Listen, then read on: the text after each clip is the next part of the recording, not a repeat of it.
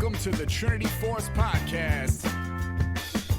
Yo, it's that Triforce cast beaming straight to your home. Grab a beer so we know Pone ain't drinking alone. Send an email, a quick tweet, just pick up the phone. Leave a message, hit the beep if you're a creep, watch your tone. Discuss the meta game, patch notes, whatever helps your stats most. Obi-Pone Kenobi is your last hope to snatch gold. So grab your headphones and join in the fun. We'll try and force in some jokes and some cringeworthy puns. Yo, we can make it together, people. Trinity Force Podcast. These boys are second to none. Now that's the end of the intro. It's time we begun.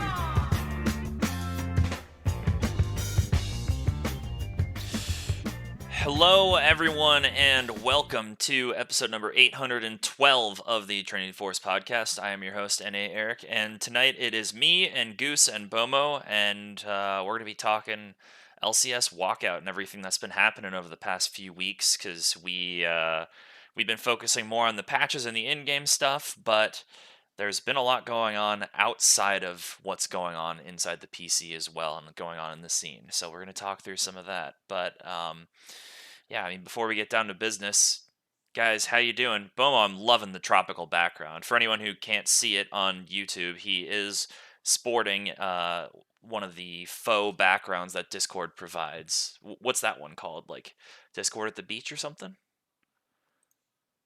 That sounds pretty right. Let me see. Change my background real quick. This is the Wumpus Vacation. Ooh, So I like it. This is where I'm at. Yeah. So sunny San Diego, California, with the Wumpus Vacation background. Are you the Wumpus then? I think the Wumpus is behind me sleeping. You see it napping or a book. Oh yeah, I see And that. it's in like some inner tube. Yep. Just chilling. Yeah, it's Yeah, like I think a that's hybrid Wumpus. between what, like an octopus and an elephant or something? Sure. Whatever the Discord mascot is, that the Wumpus. Yeah. The Wumpus. I've been good. Cool. Things going well because you recently moved. How are you guys getting more and more settled each day and everything like that? And Yeah, we were pretty much fully settled last weekend. We just had to go buy a couple things. But yeah, we're pretty much all settled now into our new apartment. Nice. Pretty nice. The commute is really good now for me. Well, it's 30 minutes, but it's 30 minutes regardless of traffic or time of day. So it's a flat 30 minutes to and from work now, so which is pretty good compared to before when without traffic it was 45 minutes and with traffic it would take an hour and like 15, hour and 20. So definitely a step in the right direction. Yeah. Nice. And League been going well? I mean, you were killing it last night when you joined in community game night. Yeah, so I don't know, did I talk to you guys about my fall? So I You hit did. like Plat 2 like 40 LP. Yeah, so I was at Plat 2 40 LP and then I dropped down to Plat 4 with my demotion shield gone. So I was like one game away from demoting to gold, and then I was able to kind of rally back, and now I'm back at like Plat 350 LP. So I dropped a couple games last night. A little unfortunate, but overall solo queue has been pretty good. I told you I put in a new champion, so now I have about 3 champions in mid that I'm pretty decent win rate on right now. So hoping to keep pushing the grind. I know the season resets in like a month, or end of this month or something like that. Ooh, let me see. For the first split. But yeah, I think the season's coming to an end, so I consider the end of the year being the season, so that's what I'm trying to push for, but we'll see. My first goal was Diamond, and I think that might be a little tough. There's 40 days left of the season of this first split, and then the soft reset comes in, so maybe by the end of the year, I'll try to beat Diamond. If not, then that's kind of the current goal for right now, is trying to hit Diamond in solo queue, playing 3 champions, I think. Sure. Yeah, it's July 17th for anyone who doesn't know. At midnight Central Standard Time, ranks will reset and Splint 2 begins. It looks like it begins immediately from the tweet that I'm seeing, but I'm guessing there's probably going to be an hour or so where it's not available to play. Probably. As long as I don't know. So this season they didn't reset your wins and losses, right, from last season. So I don't know if they're going to do that for this split, or just, the year's like more than halfway done at this point. Might as well just kind of keep it, But We'll see. This is, I think, the most solo queue I've played since season 3 or 4. So I'm not grinding. I'm playing like 2 to 3 games in a sitting, but I am trying to play more just to kind of get into the flow of solo queue. And this is the season that I've played the least amount of champions. I think I played like 5 unique champions this season over like 100 and some games. So it's pretty good. Yeah, you have 180 games so far. I'm looking it up, and you've played 6 champions actually in solo queue. 6. Okay. Okay, so who Still are pretty they? good, right? So Yeah. who are they? I'm gonna quiz you on it. Who have you played? I played Yone, Yep. Diana, Yes. Ari, Yes. Swain, Yes. Senna, Yes. and Aurelion Sol. Damn, he knows his shit. Okay. Yeah. I know people say to dodge your autofill games, but I get autofilled support, and I'm like, I only have time for 1 or 2 games anyway, so I'm not gonna just waste my evening. And so I usually play Swain support. But the one time I played Senna, I remember this is because the 80 carry picked Swain and played Swain bot lane. I'm like, okay, well, I'll play some other support, and I just ended up playing Senna, and I just completely fed that game. That was terrible. But I just wanted to play my solo queue game. I was like, I haven't played in a while, and I wanted to play one game. And the first game I got was I was autofilled. I'm like, I'm not dodging this. Nice. I have, in contrast, I was just looking. I've played 28 unique champions in solo queue so far this year. And That's a lot of champions. so I will say, Are you climbing, son?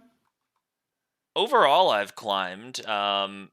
Like I will say that there are 7 that I've only played 1 game on, and Mhm. then there's like 10 to 15 champions I've not played more than 3 games on. Mhm. Yeah, that was kind of like me. I think I actually like kept a record of like all the champions that I had played in the previous season, and it was like kind of crazy. The most unique champions I played was back in season 5. I played 49 unique champions in solo queue over 180 games. That averages about 4 games a champion, which is not not a good role model for sticking with the small champion pool for solo queue. Yeah. I'm looking to see my most. In season 10, I had 37 unique, but I also played a lot more games back then. 35 in season 9, 40 in season 8. So I was also doing the same thing. Oh, okay. Here we go. I got you beat. Season 7, I played 61. That's too many champions. Yeah. That's insane. And my top 2 were Quinn and Rammus. Hmm. That was Lethality Quinn. Anyways, now it's just Jarvan at the top every season. I play the most of him. He's a good champion. He's fallen off a bit, but yeah. Yep. But I've just been enjoying playing Scion top right now. It's like I guess we kind of segued into me. I didn't mean to steal the spotlight from you, but I guess I'll just take it from here. Yeah, I've just kind of segued into playing Scion more just cuz it's so much fun at this point. Like I'm just really having fun doing it. And then I'm queuing like top jungle and I'm just playing Scion. And if I don't get Scion, then I more than likely am going to lose, but no one really bans Scion. And not many people play him either. But if I go jungle, then it's like I'm kind of able to just autopilot and generally do pretty well right now, and win. Like I think people are sleeping on Volibear really hard right now because games are so fast. So that champion is all base stats and falls off really hard. So building like Triforce Sterix on him and just running people over, especially because like the most popular ones being what, like Evelynn and Kha'Zix and Hecarim are super popular. Those champions take a long time to get online, so I can just always fight them in the river. So yeah, it's I've been playing more solo queue lately, although I haven't played much in the last like week and a half. I was planning on playing some probably Saturday night and a bit on like Sunday night. But I'm in the middle of like we're packing up and we're moving next week, so not a lot of space and time to do that. Yeah, but outside of league, everything's going well with me. Just settling into my new job still, and I'm actually starting to be able to do some actual work because I'm through the first couple weeks of laptop issues, connectivity issues that I was having since I started remotely, and then going through all the trainings. And I had a lot more trainings than I normally had at previous jobs because I'm dealing with like health data and private confidential information. So there was lots of like federal training programs I needed to go through, and I think I might also have to go and get like a polygraph from uh, the state criminal justice system to work with criminal justice data, which is kind of cool because polygraphs are hot garbage, but the fact that they want to use them is kind of cool. So I'm excited about that. I might not have to, but I kind of hope that I do have to because that'd be really cool. Yeah. It's the same way I can say that like I've had a unique experience. I've failed a background check before, even though I don't have anything sketchy in my past. IKEA failed me from a background check because they couldn't get in touch with a previous internship that I had. Don't know why, but they were like, "You failed your background check. You cannot work at IKEA." So it's kind of fun, or at least my You gotta version of keep it fun. locked up over there at IKEA. Yeah, I know. Although when I interviewed, like when I did the in-person application and interview that I had and toured their like there's an upstairs area above, well at least in the store that I went to, there's an upstairs area above where you check out, and that's like all employee quarters. And there's like this was back in 2018 before the remote style, or before like, getting more and more to a healthy work-life balance. They had like napping areas, they had um lockers and stuff. There were on-site showers. There were like a couple of local coffee places had like a thing on. They had like a keg on tap, or whatever that version of a coffee thing is. They had there was like a foosball table up there, and then like some lounge seating and stuff for when people are on their breaks, and they provide them with free food. Like I was surprised. I was like, "Damn, IKEA, this is really nice."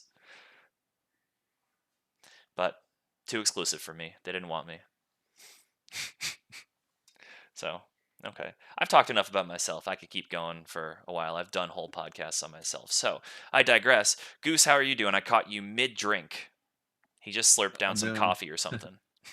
No, it's just some sparkling water. Oh, nice. Trying to be a little healthier, you know. Sure.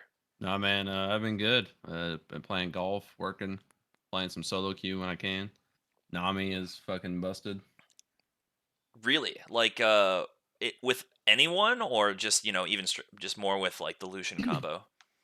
I've only played her with Lucian once. I pretty much pick her every game. Okay. She's So, pretty strong. She's echoes really well. And then I mean, you can just go for like uh what's trying to think of the name of the item. You can go like Imperial Mandate second if you want. You can go Redemption if your team's getting bursted. I really like Ardent Sensor, and quite honestly, I think it's probably a better first item depending on who your AD carry is, even after the nerfs. okay. I seen in the LPL they were like first item rushing it, like every game Wow. on the enchanters, just because I mean the attack speed you get from it's kind of nutty. Yeah. No, Yeah. she feels really good.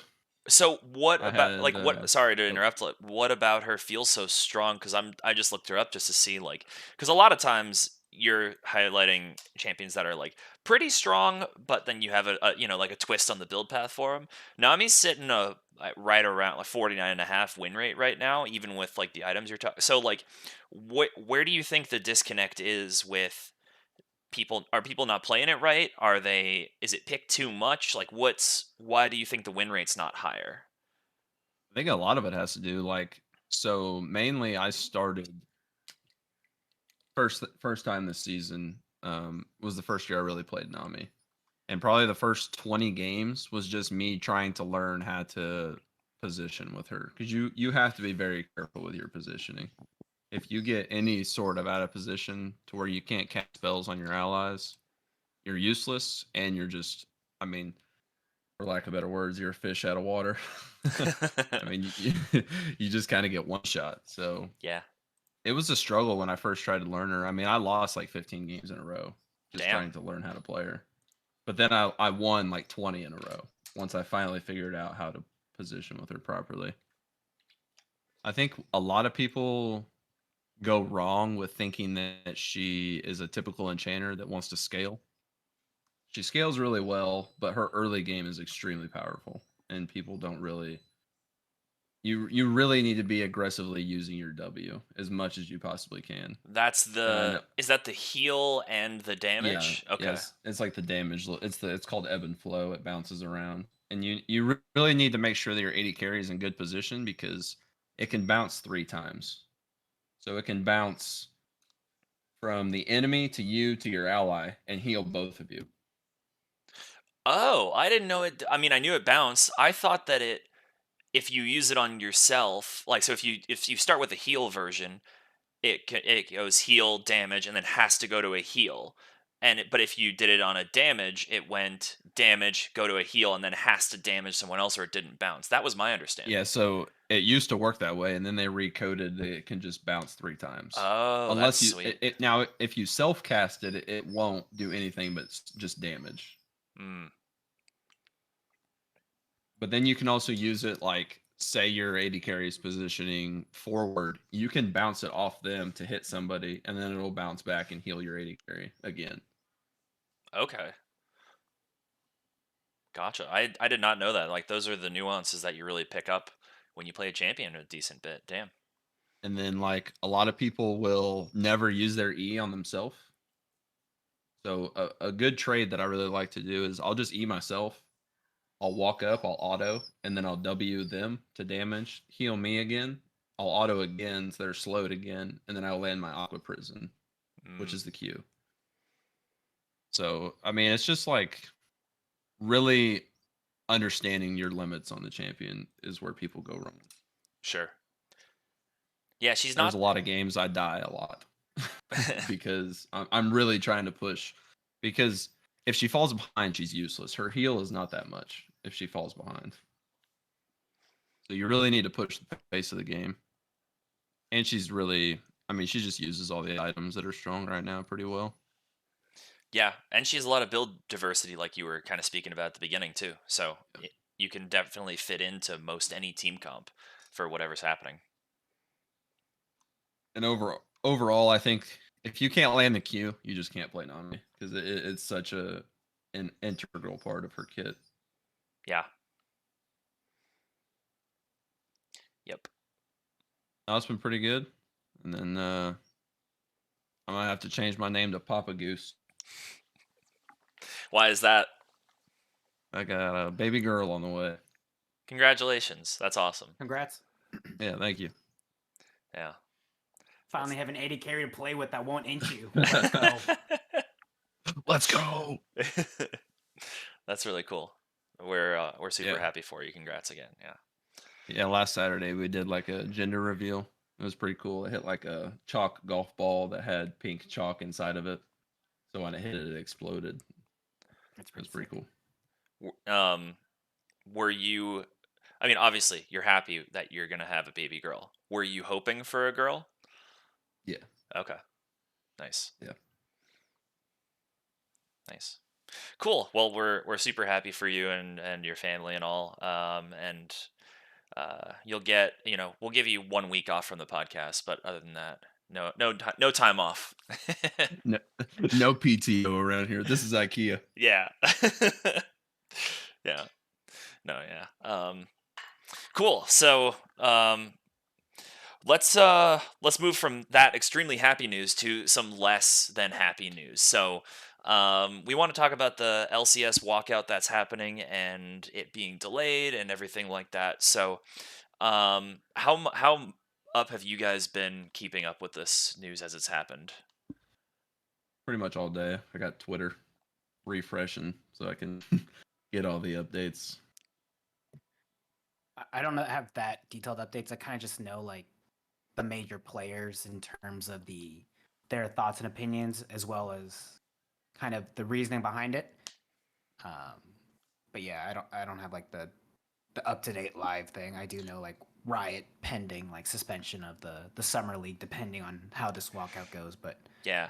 yeah, Okay, so it seems like Goose, do you want to just like lay out like what's been happening then? Because it seems like you then have the most knowledge of what's happened. Because I know some, but I don't. I also like you, Bomo. I haven't been keeping up with every intricate detail of it. Yeah, so I mean, it all kind of started. I think it was like right at the end of LCS spring. They really started talking about like the NACL, the North American Challenger League, and how it was going to be kind of disbanded after this season. And it seemed like everybody was kind of on the same page with that, with funding and everything going down, with how the economy is, and all of a sudden, I don't know, what did you say? It was like 2 weeks ago now, a week and a half ago, that they just came out on a statement saying that all 10 orgs are dropping their Challenger League team, and Riot is no longer going to be like backing the Challenger Leagues along with the orgs. Like they're not forced to have a league anymore, or field the roster for the Challenger League, I should say. And it came at a big surprise. A lot of players, I shouldn't even say a lot, all of the players had no idea. They found out through how most normal people find out, that they just lost their job through Twitter. I mean, it's kind of wild in that sense. And then since then, the like LCS Players Association has been trying to like reach an agreement to come back with the Challenger League with the orgs and Riot, and they couldn't come to agreement with anything. So then the players decided to just vote on a walkout, which I think most of the players voted yes. There were like a minority that didn't vote yes, but Yeah, obviously it those wasn't players' names aren't going to be. right. We don't know who voted which way, other than the people who've come out publicly. But we do know that it was not unanimous. It was a Yeah, overwhelming majority, but not unanimous. Right. I would say, and this is just like completely opinionated, the players that probably didn't vote yes were the ones that are here on like work visas and stuff, is what I would say. Because the reason that they're in the country is because of a work visa. So if they're not working and these teams aren't actively working to keep their visa and then get them like citizenship, they don't have a place to be here anymore. Like if you don't have a work visa, you have to be sent back home. Like that's just kind of how it is, unless you have a citizenship or other extenuating circumstances. So I would say that probably those players are the ones that voted no. And I mean, you can't blame them. They're they're trying to keep their job. They most likely came from a region that's probably not as good as the United States. And they probably don't want to go back home. And they also just don't want to lose their job. I mean, that's the biggest part of all of it. Yeah, I mean, even if they like, there's not any financial ramification explicitly tied to the visa, but even if they did, like, if they're renting an apartment, that bill doesn't go away just because they're no longer living there. They're still going to owe debts to whomever they owed before. They still have a credit card bill, or whatever outstanding bills they have. They're still going to have to pay those, and then who knows about their financial situation back in their home countries of wherever they're from exactly. So that's, yeah, like, if that's why some people voted no, then I definitely understand and respect that decision as well. Like, it's hard to fault someone for that, um, even if you think that it's still worth the walkout. You can like, any reasonable person can understand why someone would vote that. It's just on sheer economics. Yeah. So, to my knowledge, we're still waiting to. I mean, they're negotiating, and or maybe they're still just like not talking to each other and just talking at everyone else. But they're it doesn't. I would not be surprised if we still go another week and there's still no resolution at all, and it might well get canceled. I don't think it actually would get canceled, but I don't know. So yeah, I was watching Cadril talk about it, which he has no dog in the game, so it was kind of interesting to hear his thoughts. And he's also not directly employed by Riot, although he couldn't really say. He probably can't be as critical as he would want to be if he was going to be super critical, because he does contract with them for stuff. So yeah, but in any case, he did bring up that there were some of the demands that the asks that the player union came up with were unreasonable in his eyes. Um, but that there's blame to go around everywhere. Like if it comes to a strike, it's almost always there's some blame to go around everywhere if it goes to a walkout or a strike, regardless of what the economic conditions are, regardless of what the situation is, whether you're talking about a baseball players union, whether you're talking about railroad workers, whether you're talking about auto workers, it really doesn't matter. Like, TSA, government, it really doesn't matter who you're talking about. There's, yes, a lot of the time there's burden more on one party than another, but there's always some blame to go around. So um, that's why I think it's just important that we talk about all of that, because we're going to try not to get too political and like say like, oh, it's the employer's fault, or oh, the employees are greedy bastards, or things like that. But I think it's easier in this case than if we're talking about like the nurses unions that have been striking across the U.S. Over the last couple of years, because here I think there's pretty clearly blame everywhere, even if it is in some people's camp than others. So yeah.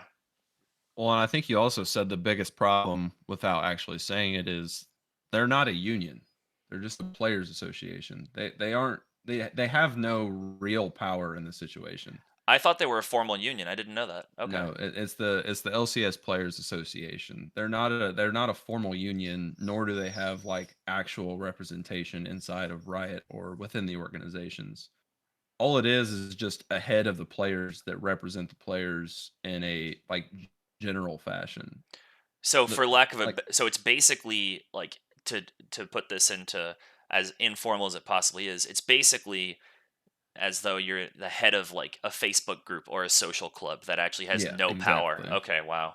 I didn't realize that. So and that's I kind of was talking about it in the Discord with somebody, Yeah. and you guys might have read through, but that's like the biggest issue with this entire thing is these players have no say in anything. If they were a true union like you have in the NFL or the MLB or the NBA, not only would you have actual players union, but you would also have what's called a collective bargaining agreement. And basically what that means is the revenue that the league gets from either Riot or LCS or the organizations, a percentage of that goes to the players, excluding your salary, right? So that's like how salary caps and all that stuff work in formal sports, not like esports. Right. So like this whole strike thing, yeah, it's cool and like it's for the betterment of like the region, but at the same time, like Riot doesn't have to do anything, and neither do the orgs because they're not a union, right? They don't have formal representation. There's no agreements between anybody that say anything otherwise. If Riot wanted to and they tried to, they could just tell them, because they tried to tell the orgs, look, you're gonna field a roster. Like we're gonna have games week 1. But then they realized the challenges and then the product probably wasn't going to be the best. So they decided to pull back on it. Because Riot actually changed like some of the rules of the ranks of the players that you could have. They removed the ranks restriction to be a pro player. And before it was what you had to have been in the Diamond most 2. recent D2. I thought it was much higher than that. Okay, D2. No, as long as you're D2 or higher, you are eligible to be a professional player. Right. That being said, anyone who reaches D2, like most people are never going to even be looked at or even be No, possible not to at go all. in. Yeah. But they removed that qualification because they did tell the teams initially after this strike happened, like, hey guys, week 1 you're gonna have a team and we're gonna play. Like, because, and to kind of go back to what you were talking about with like economics, all of the money that Riot gets from like the pro scene comes from sponsorships, and the sponsorships sell off viewers from like Twitch, YouTube, or like whatever the Chinese streaming platforms are. Sure. They sell the viewers numbers to the sponsor companies because they're going to get their, the like the Capital One First Blood or whatever it is that they have. Yeah. It's Red Bull Baron they power pay play. to put their, yeah, exactly. They pay to put their name in the games because they get all those viewers. Well, if you're not playing games, those sponsors aren't going to give you money because they're not getting any advertising dollars. So it's just a really bad situation. Yeah, and to compound the player issue that they removed those even further, those rank requirements. I saw statements from multiple colleges and universities across the country saying that orgs, even if they didn't confirm necessarily that orgs had reached out to them, but that they are not interested and will not provide their players to the orgs to borrow them. And that would have worked for week one because it was supposed to start like a day or two before they pushed it back for 2 weeks because they allowed all the teams to play remotely for the first week. And then they imagined all those games would happen remotely with a whole hodgepodge of people from across the country. And then they would probably try and get the players to cave off of that. But they're, like you're saying, they weren't able to find enough players on, just in the ranked tier that wanted to do it, as well as no colleges were willing to, or no colleges that came out and said anything were willing to volunteer their rosters.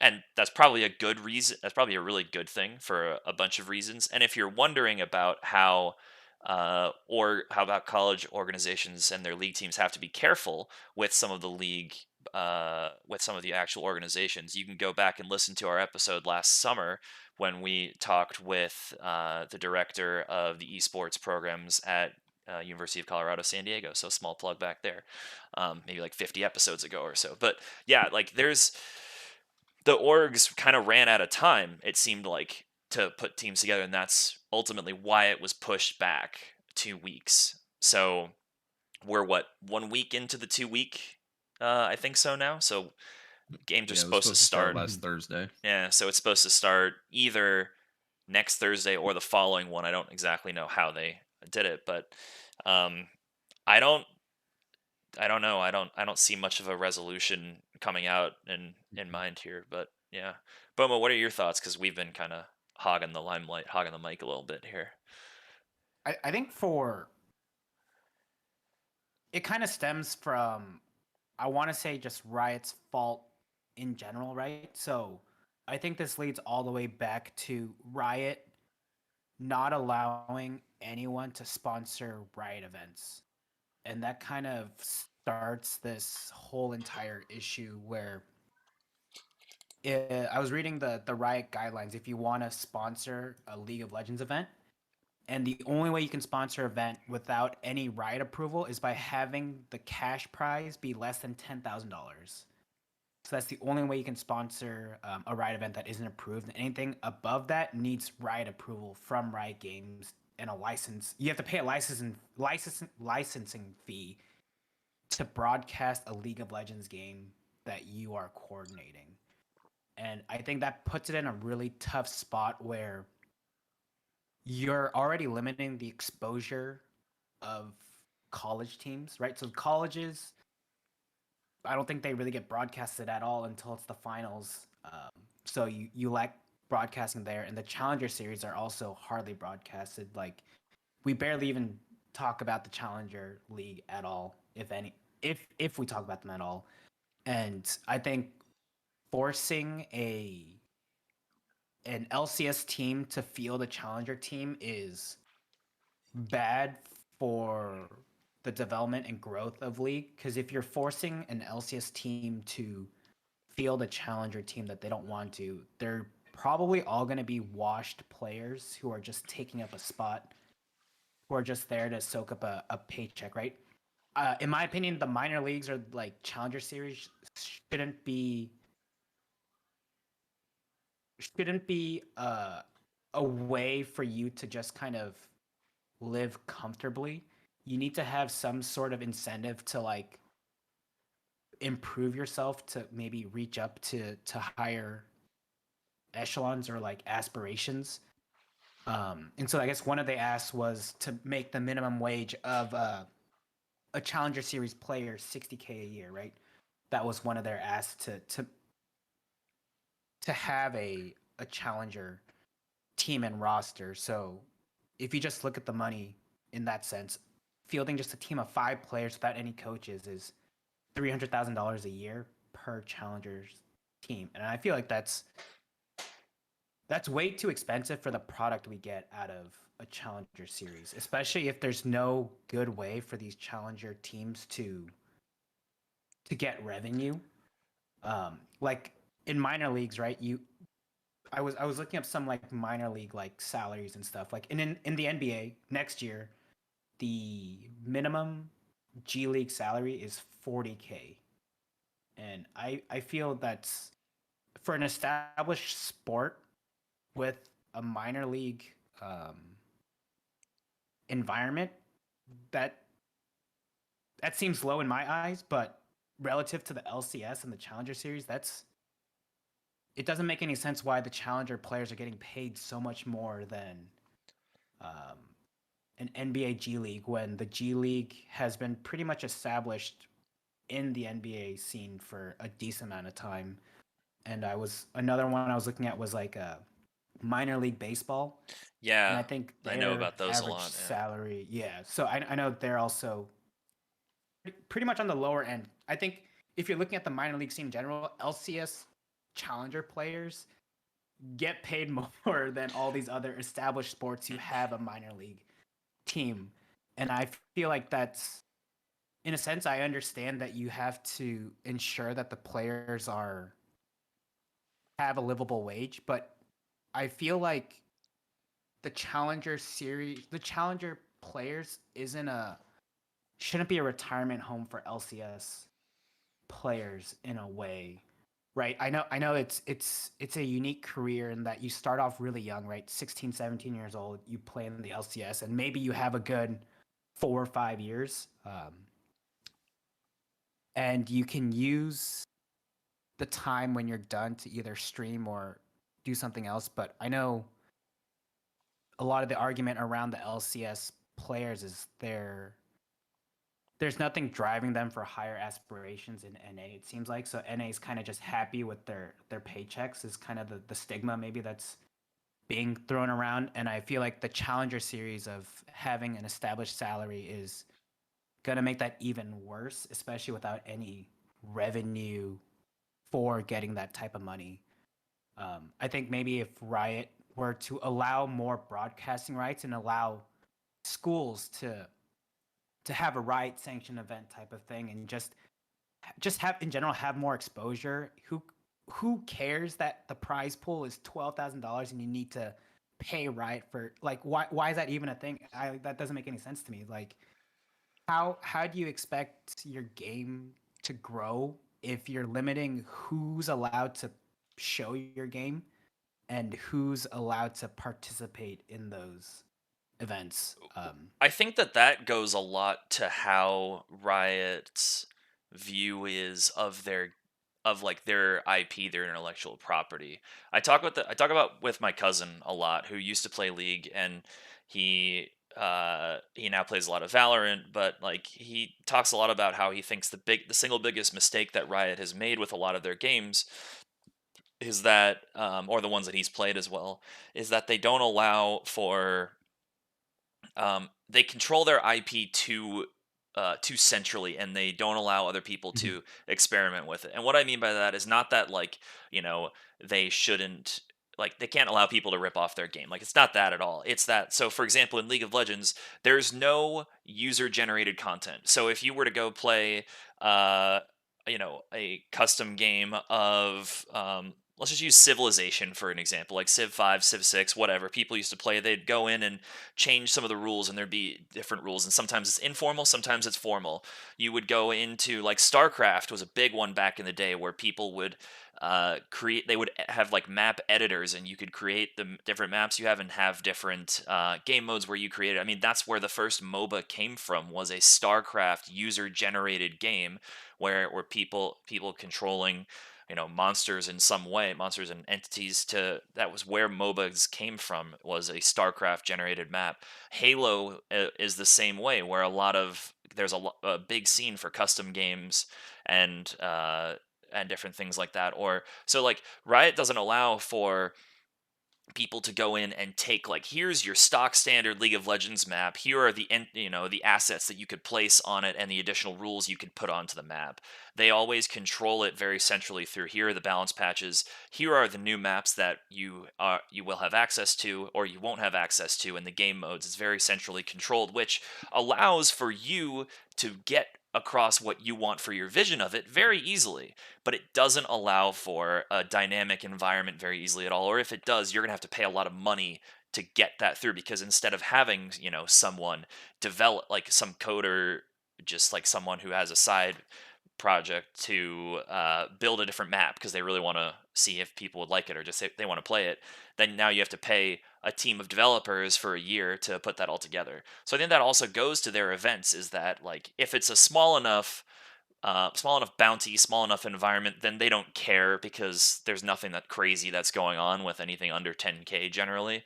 But if it gets above that, then I mean, there could be some legal ramifications that we're not aware of in terms of, like, tournaments and things like that. But more, I think it's just that they want their slice of the pie, and they want to make sure that anything that people are winning significant amounts of money on is going to be properly representing of what they want their brand to look like. And which I also understand, but the fact that they're in this situation where we're kind of come to is that I mean, you kind of said at the beginning, it's originally Riot's fault, even though they're not the sole issue in what's happening right now in this storm. Mhm. They have allowed the conditions to be created and festered. And so, like, when we were chatting in the Discord earlier, I gave an example of, if a law gets passed by the U.S. federal government and they change the tax code somehow, and then an unintended loophole opens up and someone doesn't pay their taxes, and it is technically legal, who is at fault there for those taxes not to be collected? It's the government's fault for creating the situation, but it's also that person's fault for utilizing that. So in that way, Riot created this storm. They bear, at least, I mean, it doesn't really matter to put a number on it, but a significant burden of responsibility for what's happened. Um, but you also have to then in some way blame the players for not being stronger advocates for themselves to set up a proper union. I mean, the US is one of the strongest places in the world relative to most countries in terms of labor and union rights and representation. Mm. So they could establish a union. I don't know why they haven't, but I bet that I think, they're definitely going to try really soon, I bet. yeah, I think it also has to do with the league scene is super green, right? So it's brand new if you look at the world of esports, and like you compare that to sports in general. I know it's not really apples and apples comparison, but these kids who are 15, 16, right, started playing video games and they realize that they're pretty decent. I probably imagine they didn't think about unionizing. And so it's kind of more of like a learning situation maybe. I know it's the argument's always there, right? The the people before you kind of pave the way of how things are sort of done in today's world. And so I think there's going to be a lot of growing pains for the league scene. Um, in my just initial response of everything, I think all players are just being paid way too much for what league viewers are currently bringing in. I don't think it's sustainable at all. Like a $10 million franchising spot for an LCS when it's the product that they produce is so subpar. Like you look at some of these teams that are playing, right? And you're like kind of scratching your head watching them play. It's like what is going on? Like I I can't watch this content because they're just so bad. Like these players are they look mentally checked out, and they're only showing up because they're being paid so much, right? It's kind of the thing. It's you get to the point where you're in the system of working your way up the ranks and you're getting paid too much, but you hate your job and you don't want to do anything, but that security is there. And I don't know how you really fix that issue, but I think it all kind of stems together. And the challenger players are like, why is Team X, who's one in 1-18 for the season, getting paid so much more than the top challenger team type of situation? I think it's kind of all been festering, and now it's all kind of like coming out. But it's just my opinion of, I do think the product that LCS provides maybe isn't top quality for how much they're being paid. Um, So what TSM buying Sword Art for 3 million is just, I don't understand, like, why I mean, like merch is going to drive some of that. It's the hype and things like that. But um, can the merch offset a $3 million buyout for a support player who didn't play well? Like, I saw him play, and it wasn't great. it looked like dog water. It was so bad. Yeah. And so you're just throwing away money at that point, paying this guy $3 million over a course of 3 years, and we have to watch this product for 3 years, and you wonder why, like, the viewership is going down. Well, part of that I will say, like, to specifically that, is we don't know what happened in like a person's personal life while that could change, and also some people don't adapt well moving outside of a culture they're comfortable in. So that could be it too for like his specific case. So I'm not saying he didn't play poorly. He did play poorly, but I don't want to necessarily say like, it's TSM's fault for, or it's Sword Art's fault for him playing garbage. Like there's a lot of different things that there could be, but um okay, so I mean, like we've talked about a lot of the problems here. So to the extent that we have an idea of what the problems are, I'm sure we have suggestions for solutions then. Yeah, unless there truly aren't solutions, in which case the whole thing has to just like straight up blow up, which I don't think that's the case. Like there are solutions to be had here, even if they're not feasible, some of them, for the split that's supposed to start in a week. I mean, I can go first, I think, then to kick it off then. So I think a big thing is that the players do need to get together and talk about unionizing and making sure that that happens, because then they'll actually be able to be in a position to um, bargain and fight for things that they care about the next time something like this comes up. I mean, in addition to getting more standardized pay and support for programs and stuff, then when inevitably people have, personal life issues, or they are involved with law enforcement in some way, like we've seen in professional sports now, a lot of time there's been a lot of cases where players are being suspended by their leagues per their the CBAs because of sexual harassment claims or because of domestic abuse stuff or things like that, which there's definitely some of that happens in esports that we don't know about. Like it happens in life. Humans do that, even though it's not great. So then they would have some protections afforded to them for that. And then so Riot and the orgs don't just have complete autonomy to decide what happens to this player. And then I think on top of that, there needs to be more investment in the second tier, the challenger environment. And I do think that it would be good to have each org, for North America specifically, because every different culture is different, to be forced to have a challenger team, but to allow for, let's say there's 16 spots or things like that, to allow for additional spots to come in, and other teams can compete in a tournament style to put together a roster for that. And then if you make it into those, whether it's 12 or 16, whatever, those additional 2 to 6 spots, then Riot gives you some funding to help you to sustain an environment there and compete. And then that would be good, because then that also allows for newer organizations who don't necessarily have $10 million to throw at a franchise fee. And also, I believe that if a team has a franchise fee, they get first dibs on renewing it before anyone else gets to even touch it as well. So then you actually create some sort of a competition in a way there.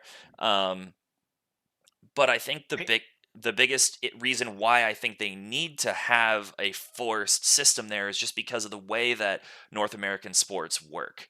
And it doesn't work the same in Europe with the European scene. It doesn't work the same in multiple other cultures and countries. It's just that all professional sports, for the most part, in this country have, we have the top tier, And regardless of how poorly you do, you're not dropping out of anything. You're guaranteed that spot because you paid for it. So then you have a AAA, or you have a G League team, or you have whatever the lower team of like hockey is, or there's the reserve squad for NFL.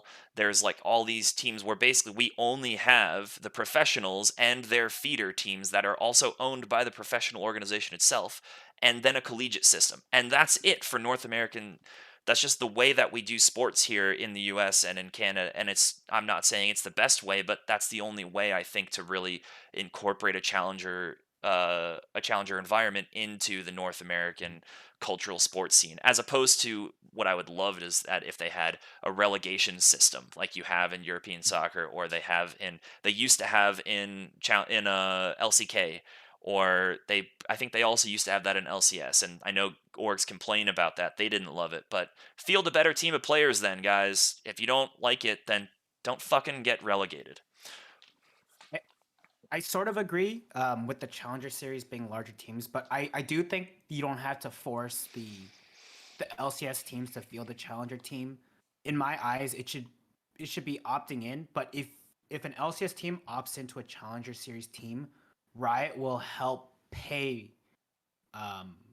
for that team in a partial way, whether it be half off or something like that, to help offset the player's salary.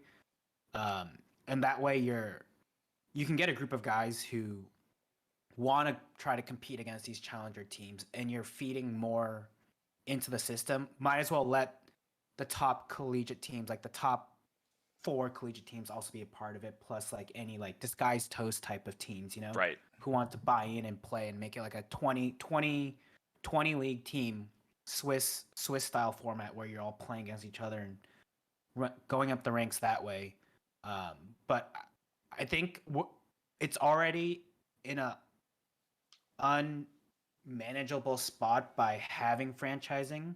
I know the teams and orgs wanted security, and so they're paying for their spot.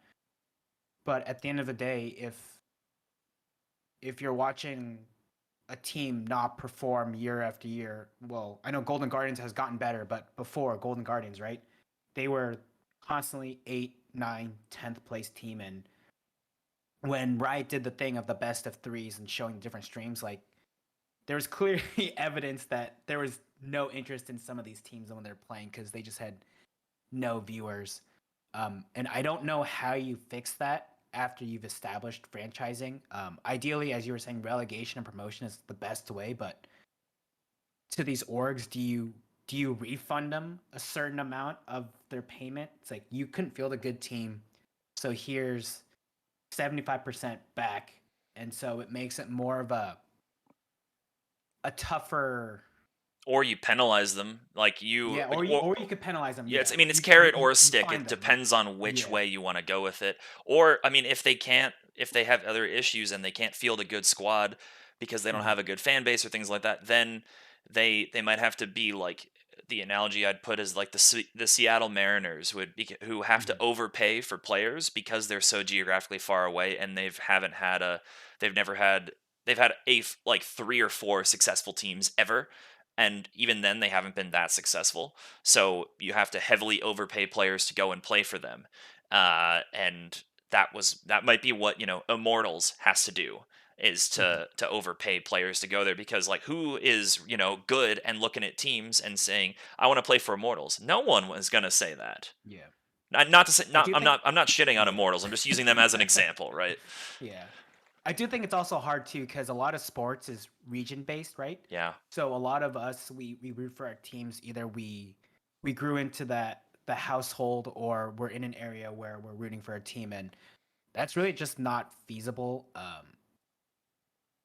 for regions, because all the teams are located in LA. I do think you have to move the challenger teams out of California because of the minimum wage being so high, and I think that's maybe partially why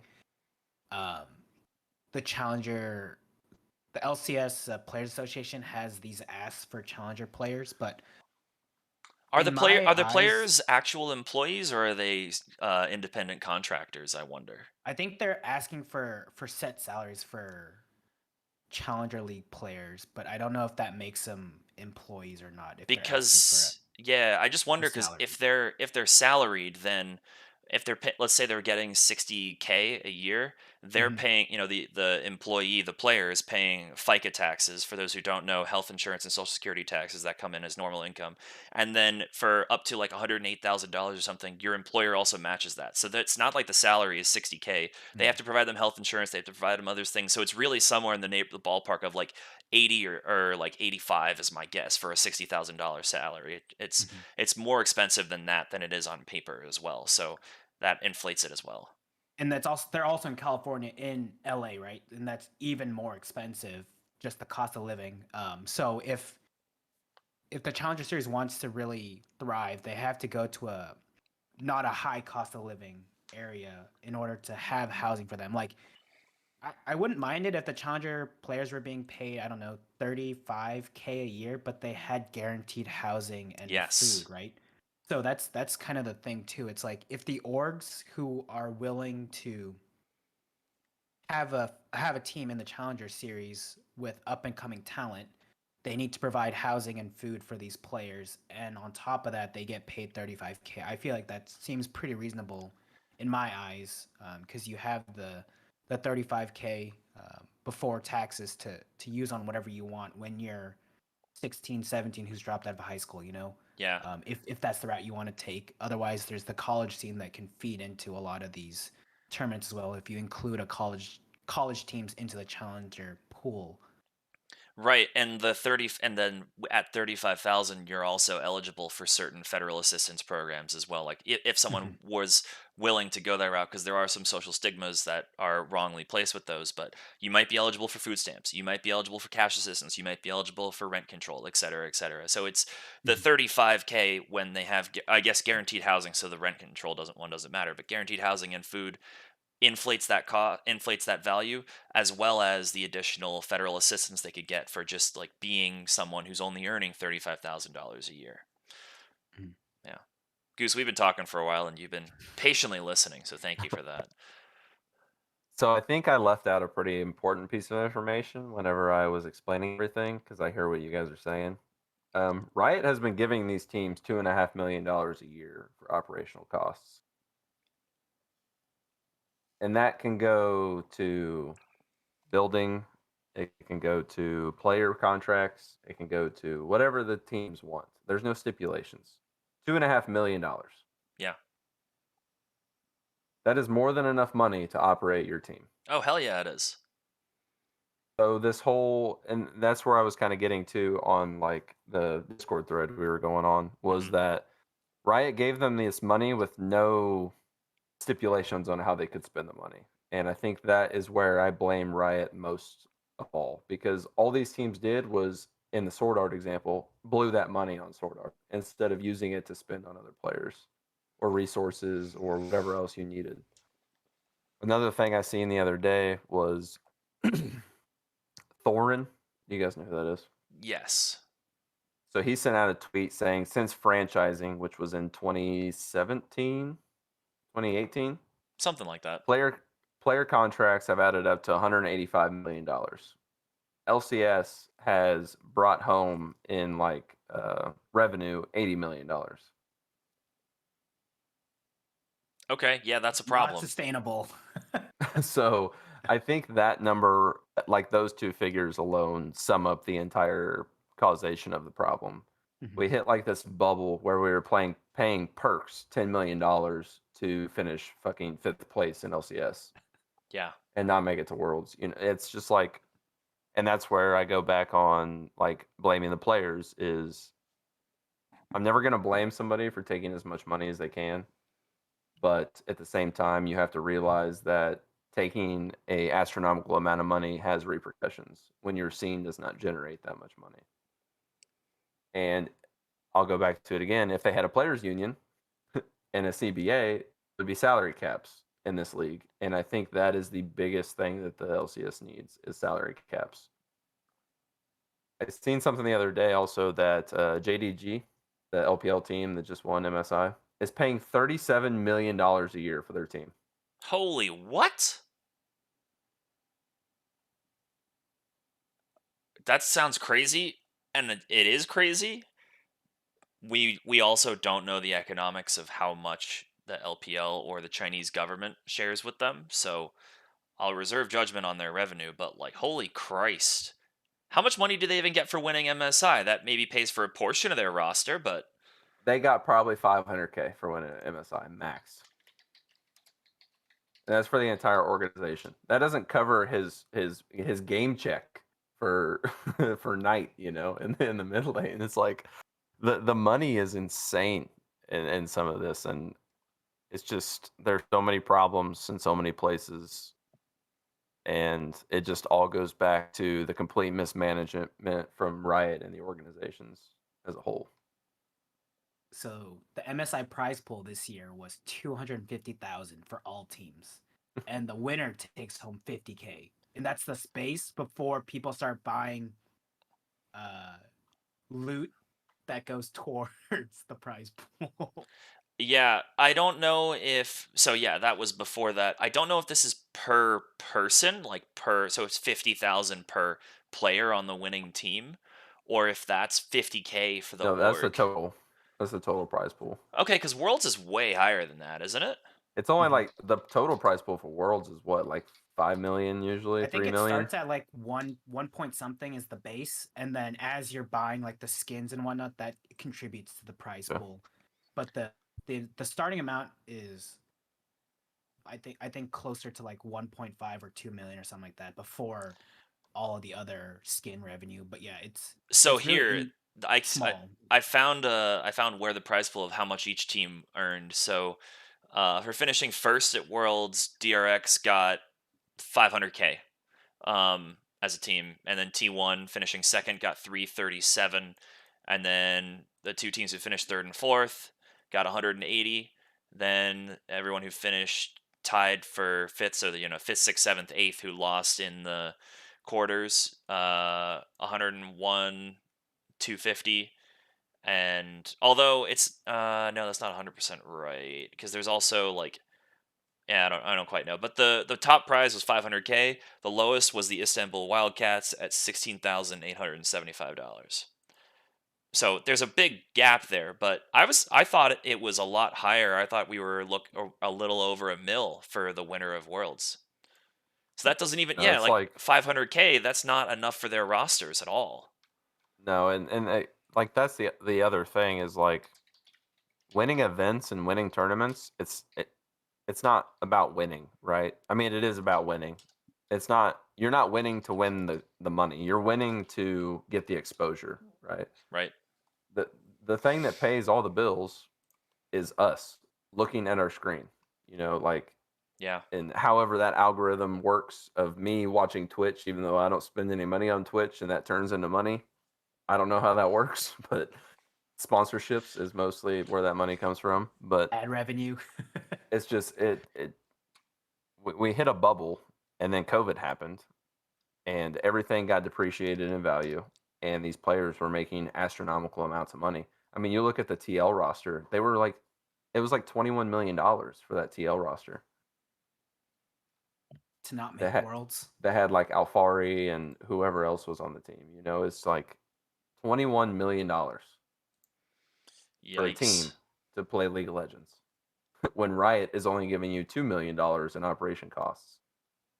And then it goes back to like, yeah, you're getting $2 million. But what the teams don't do is when was the last time you seen a fucking Instagram post from Team Liquid or from TSM or from Cloud9 about their players or about their organization trying to boost their like online credentials? They Yeah, don't do it. They don't spend money on online influencing. They don't do it. yeah, I don't know about the NA scene doing that. I know that But if you look at the LPL and LCK, it's huge. They're yeah, everywhere. T1's is Faker's face is all over Seoul. It's like he owns his own apartment, or not his own apartment. He owns a skyscraper in Seoul. He was the face of like the national ice cream as well at one point. He was the Faker, the world cone that they have.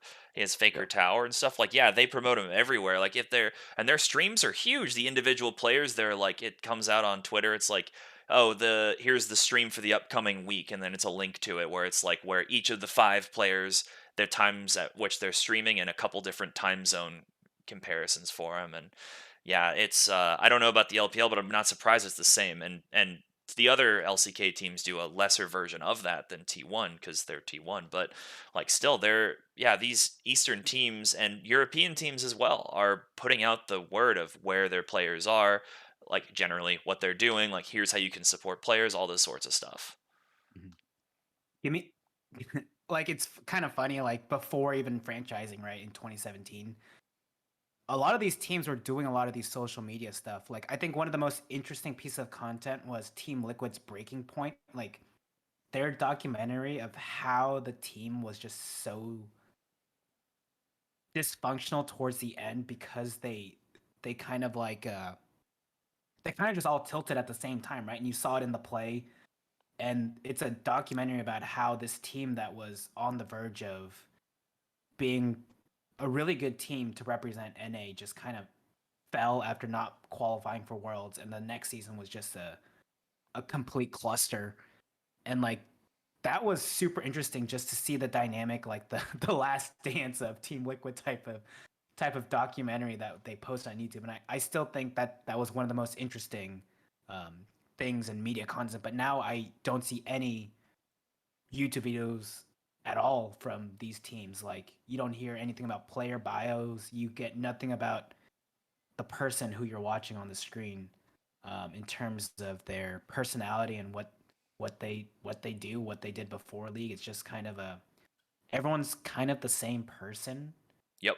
based on what they're portraying, which I think is pretty uninteresting. I feel like you need like Pat Beverly type of players who are like, if you don't know who Pat Beverly is, he's kind of like an instigator who's like um he's okay. He's not the greatest NBA player, but he's not terrible by any stretch. But he's an instigator who like talks a lot of shit and will get up people's face when he plays and whatnot. And so you need different personalities just so you can show that you're not just a robot behind a screen, right? Yeah. I'm trying to find where it is, but there's also yeah, they used to do stuff where like people would try the snacks available to people from different regions. They did a couple of those. I think like uh, a couple of Koreans did them for Worlds this year, or maybe last year or something like that. But yeah, like there's just not. Yeah, I agree. Like there's that definitely hurts. Like even the level of since the level of play is lower, they have to try additional things to get people to watch it, especially because we're not like most people are not going to these games, so it's not like you can go down, drive 30 minutes and then go to watch your local baseball team play. That's not a thing with League. It's all online. So for people who want to watch the best play, they're not watching LCS. You have to have some other way to draw them into it.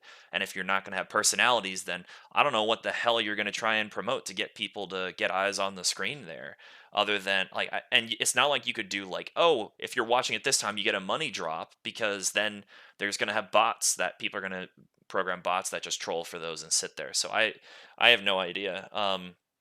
I wish that there'd be more of stuff like there. One of my favorite Instagram accounts I follow is called T1 Bop. It's the restaurant in their facility. They post pictures of the meal at every time they have a meal, and then like what's in them, and it's like it's so cool. They do like 10 pictures every time. It's like here's what each of them are. Here's like some of the stuff in them. It's so cool to watch. So like shit like that, where it like gets like someone who's me like a foodie into it, would be really cool to see. So yeah, I don't know. I mean, we could talk for like 2-3 hours about the issues with this and stuff, but is there anything else that we missed that we should really talk about with this, or no? All right. I don't think I think so. we covered a lot of our opinions about it. Yeah, and We'll see how it unfolds, right? That's the only thing we I mean we don't have any say in this, so it's just seeing how it unfolds. But I think we all are pretty much on the same page about what went wrong and um, just seeing what happens from there. Yeah, I totally agree. I will say the one thing that I really hated that I think most people also agree. I forgot to bring this up. Where there was Double If did a video talking about his thoughts on the whole thing, which like cool. Go ahead and talk about it publicly. That's great, so that people can hear your voice specifically, because people care about him, and it's just good that we're hearing a personality speak out. The one thing that I really hated though was that in that video, pretty early on, so people would be watching it, he said that if it is either walkout or like and the season gets canceled or play, he's going to play and violate the walkout, which I thought was like, okay, if you're going to do that for like economics or stuff, I get that, but don't publicly broadcast that, because then that people saying that really hurts the initiative. And I bet the rest of the players, when they saw that, were so pissed off that he did that, because I mean, that hurts their bargaining power. So I haven't heard of any other pros doing that. I can't believe he was stupid enough to say that, even if he believes it. But that just like it hurts him as a person in the scene, like him being like likable or trustworthy or things like that, and it also just hurts like the whole movement of it. I don't know if you guys saw that, but I really hated that moment. Yeah. I agree. That was not a good thing to say. Yeah. So okay. Anyways, then we'll wrap it up here. Then this has been episode 812 of the Trinity Force podcast. Please come to community game nights, which are Tuesday nights at 7:15 Eastern time, and they run for 3 to 4 hours. It's a lot of fun. Additionally, we have a Patreon, so please go check out the different benefits that we offer at those different price tiers. And finally, if you have any feedback for us, which for this, we would love to hear your thoughts on this whole shebang that's happening, and we could discuss them in the next pod or so. But yeah, let us know if you have any feedback. You can do that via the feedback thread in our Discord. If you don't know where the Discord is, it's on our website, which is trinityforcepodcast.com. Or if you don't want to do that, you can email us at questions@trinityforcepodcast.com. So with that, this has been episode 812. Thank you all for tuning in, and we will see you next time. Bye. Peace.